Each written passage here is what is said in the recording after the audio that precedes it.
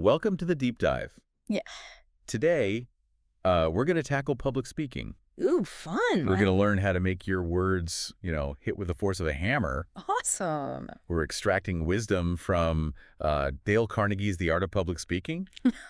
I mean, it's a classic guide, right? Yeah. And it's helped a lot of people find their voice and project confidence, even if, you're secretly, super nervous. Yeah, I know what you mean.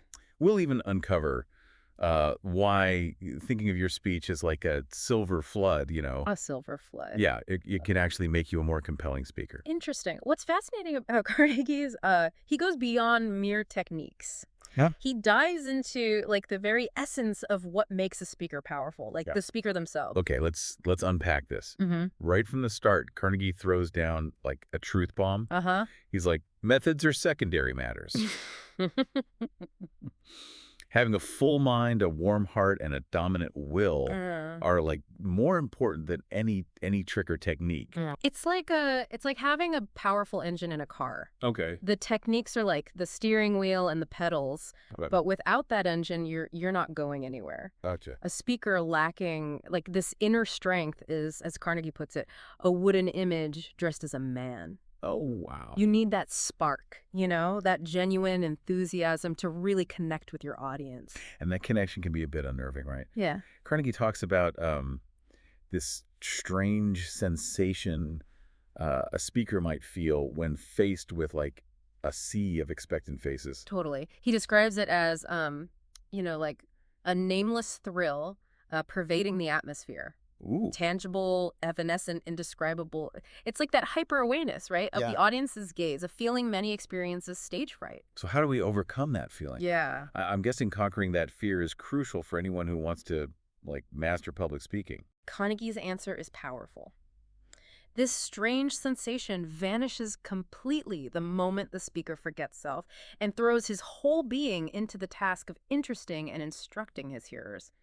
He argues that focusing on the audience, on delivering valuable content, melts away that initial nervousness. It's about shifting the focus from inward anxiety to outward connection. Right. And speaking of connection, Carnegie then dives into the importance of emphasis and variety. Yes. He compares it to how newspapers use different font sizes to guide our attention. It's about making your message crystal clear. He introduces this concept of mountain peak words. Ooh, I like that. Mountain peak word. The words that carry the weight of your ideas. Mm-hmm. Emphasizing these keywords, much like bolding them in text, helps them stand out and stick in the listener's mind. So it's not just about volume, it's about strategic emphasis. Right. Like highlighting the most important points with your voice. Yes, and just as varying font sizes prevents visual monotony, changing the pace of your speech keeps the audience engaged. I see. A monotone delivery can be as dull as a page with only one font size. Right. It's like adding punctuation to your spoken words. You wouldn't want to read a whole paragraph with just one long rambling sentence. Exactly. You need those pauses, those shifts in rhythm, to break things up and give the listener's brain a chance to process what you're saying. Okay. But Carnegie is clear that grabbing and holding the audience's attention requires more than just a dynamic delivery. Mm-hmm. You need something of substance behind those words. Content is king, as they say.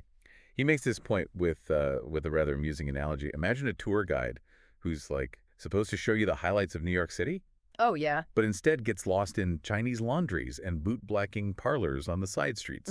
Not exactly the Empire State Building, right? It's like missing the forest for the trees. Yeah. The audience is giving you their time and attention. Right. You owe it to them to make it worthwhile. You need to deliver something truly valuable, whether that's insightful information or compelling entertainment. And to really drive his points home, Carnegie uses some fantastic anecdotes. One that caught my attention was the example of a speaker selling copper shoe plates to prevent baldness. Ah, yes.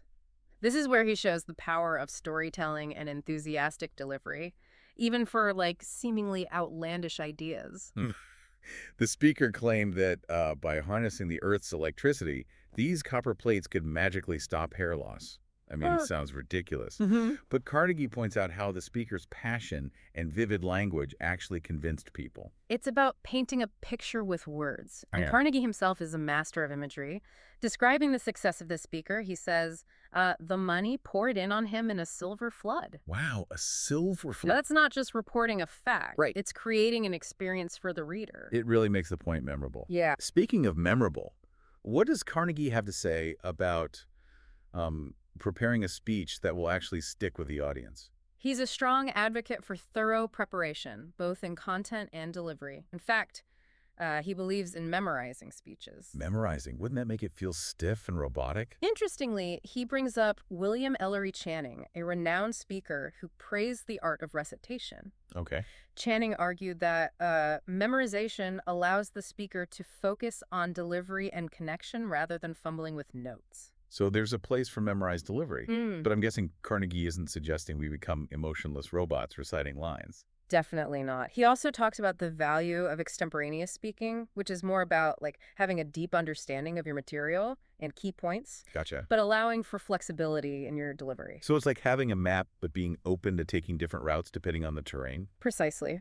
Carnegie compares it to a delightful sail with the audience, where you're guiding the journey, but also responding to the winds and currents along the way. I like that. It allows you to connect more directly with the audience and adjust based on their reactions. Now, this is where it gets a little mind-bendy.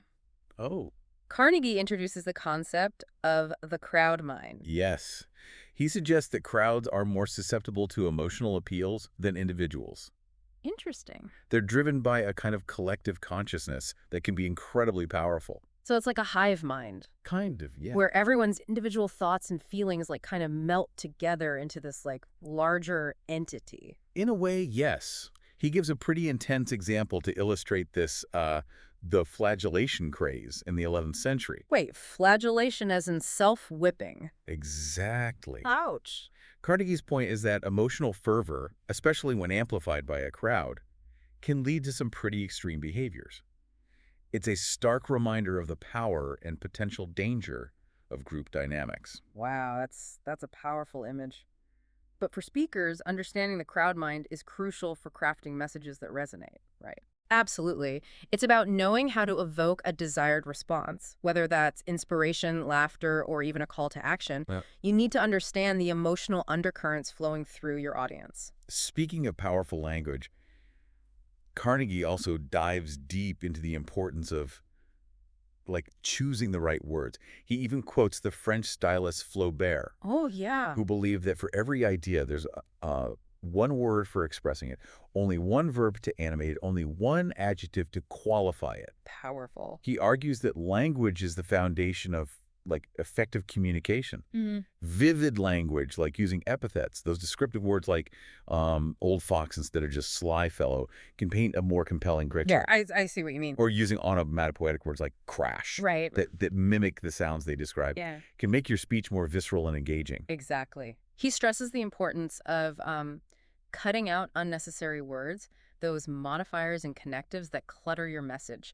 Think of it like decluttering your speech. Every word should serve a purpose. So it's about being concise, Yeah. impactful, and choosing words that resonate with the audience. And of course, no discussion of impactful speaking would be complete without talking about storytelling. Right. Carnegie points out that storytelling on a platform is different from written storytelling. It needs to be more dramatic, more visual, to capture the audience's attention in a live setting. He uses the example of that speaker selling copper shoe plates. The way he builds up the story, the vivid descriptions, it's all part of creating a captivating narrative. Exactly. He emphasizes techniques like setting the scene, building suspense, and delivering a satisfying climax. You're taking the audience on a journey with your words. But what about the actual delivery? Yes. The voice, the gestures, all that good stuff. Carnegie has a lot to say about that, too. He's adamant about avoiding certain habits, like looking at the floor, or constantly listening to your own voice. Yeah, I've definitely been guilty of the floor gazing thing. I can see how it would make you seem less confident, less connected to the audience. It's a common nervous habit. But, think of it this way. Would you trust a tour guide who never made eye contact?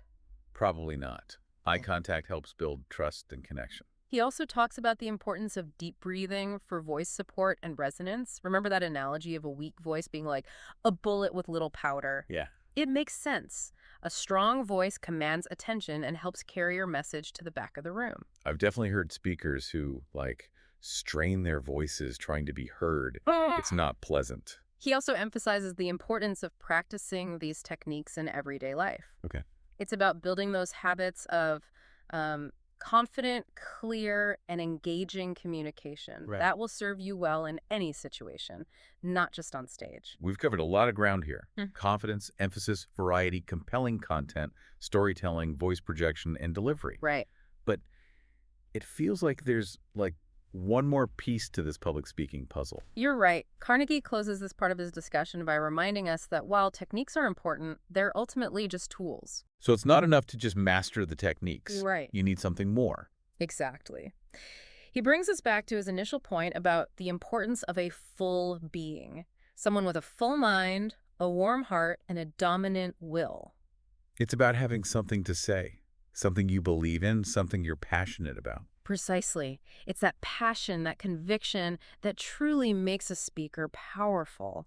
The techniques are there to help you express that inner fire, to channel it effectively to your audience. Think about the most memorable speakers you've encountered.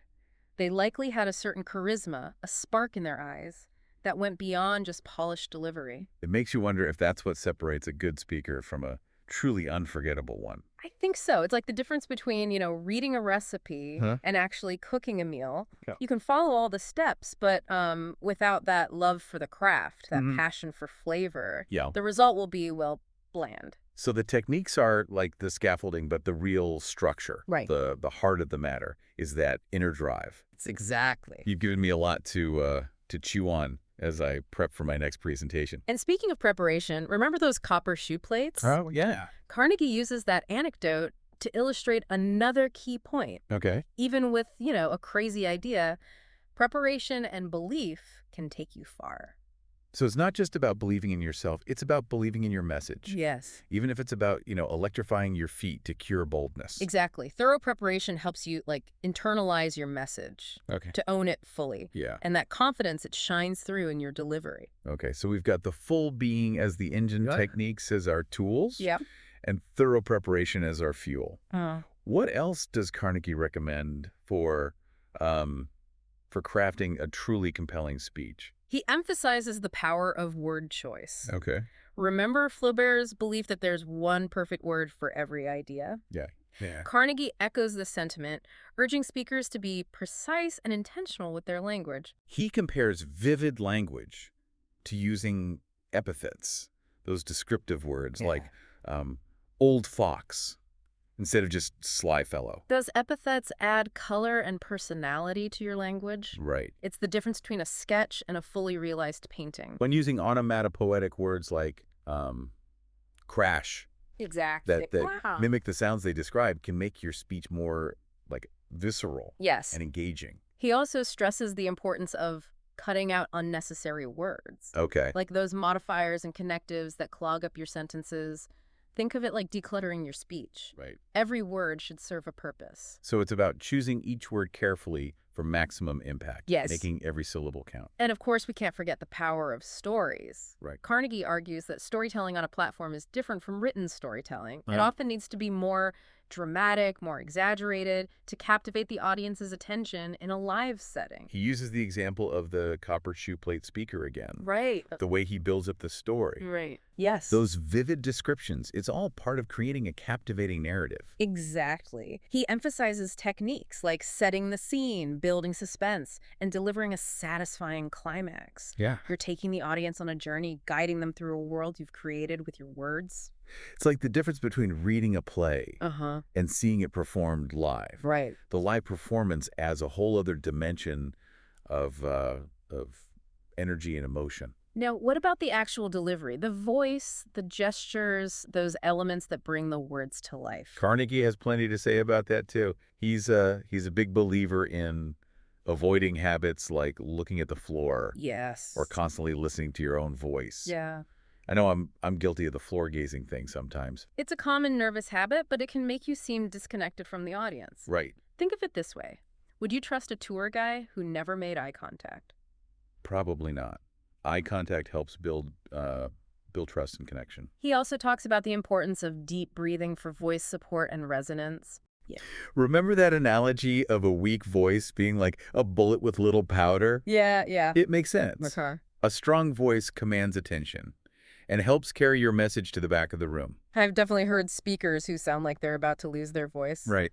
Not exactly a recipe for a memorable presentation.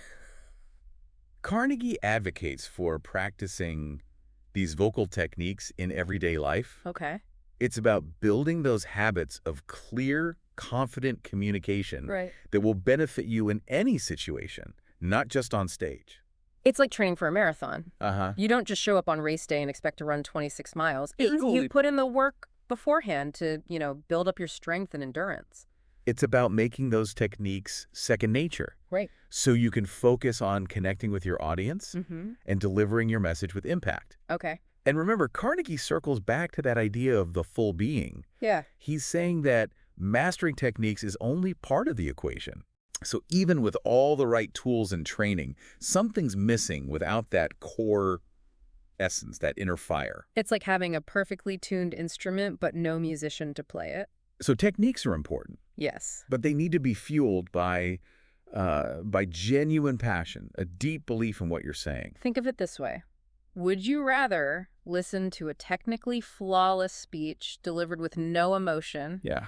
or a slightly less polished speech that was overflowing with conviction? I know which one I choose. Right. I'd rather feel something than just be impressed by technical skill. Exactly. It's that emotional connection that makes a speech truly memorable. Yeah. Carnegie stresses that while methods are important, they're ultimately just tools. Okay. It's the heart and soul behind those methods. Mm-hmm. That genuine passion for your message that truly resonates with the audience. This reminds me of some of the most captivating speakers I've seen. Yes. They weren't always perfect, but their belief in their message was contagious. Right. It made me want to lean in and listen to feel what they were feeling. That's the power of a full being using those methods. Right. It's not just about information. It's about inspiration, connection, and shared humanity. Yeah. And that brings us back to the listener. Okay. You, the one preparing for your next presentation. Right. You've got this. Carnegie has given us so much to consider. Confidence, preparation, the power of words, storytelling, vocal techniques, and above all, the importance of being a full being behind those methods. It's a lot to take in, but remember, you don't have to master it all at once. Okay. Focus on one element at a time, practice regularly, and most importantly, bring your genuine self to every speaking opportunity. I love that advice. Be yourself, be prepared, and be passionate about your message. It's like that saying, people will forget what you said, people will forget what you did, but people will never forget how you made them feel. That's a perfect way to sum up Carnegie's philosophy. He even gives specific advice on how to make the audience feel something. Remember those mountain peak words we talked about? Yeah. Carnegie suggests ending your speech with one of those powerful words Okay. to leave a lasting impression. So it's not just about starting strong, it's about finishing strong too. Right. Leaving the audience with something to ponder, something to feel. Exactly. And he reminds us that knowing your audience is crucial. Before you even start crafting your speech, think about who you're speaking to. What are their interests, their needs, their hopes and fears? It's like choosing the right bait for the fish you're trying to catch. Right. You wouldn't use the same lure for a trout as you would for a marlin. What's fascinating is that Carnegie suggests even considering the physical environment where you'll be speaking. Okay. A small, intimate setting might call for a different approach than a large auditorium.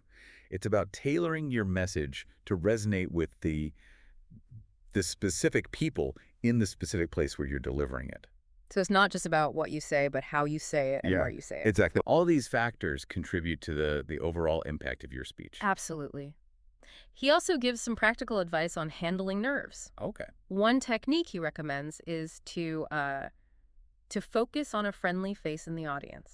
It helps create a sense of connection and ease that initial anxiety. That's a great tip. It's like having a personal cheerleader in the crowd. And for those who struggle with stage fright, he reminds us that even the most seasoned speakers experience nervousness. Yeah. It's a natural human response to being in the spotlight. Right. The key is to not let that fear paralyze you.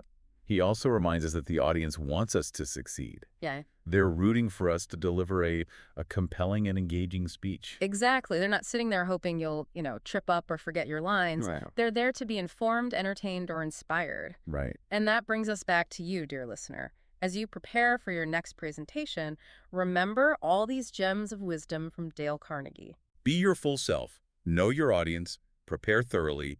Choose your words carefully. Tell captivating stories. Master your delivery. And remember, the audience is on your side. Carnegie emphasizes that the most important thing is to connect with your audience authentically and deliver a message that matters. If you can do that, you'll be well on your way to becoming a truly powerful and impactful speaker. What's one question you can ask yourself before every speech to make sure your message truly resonates with the people you're speaking to? Keep that question in mind as you embark on your public speaking journey. And for an even deeper dive into the art of persuasion and captivating your audience, I highly recommend checking out Dale Carnegie's The Art of Public Speaking. It's packed with insights and timeless advice that will help you own any stage, from a boardroom to a wedding toast. Happy speaking!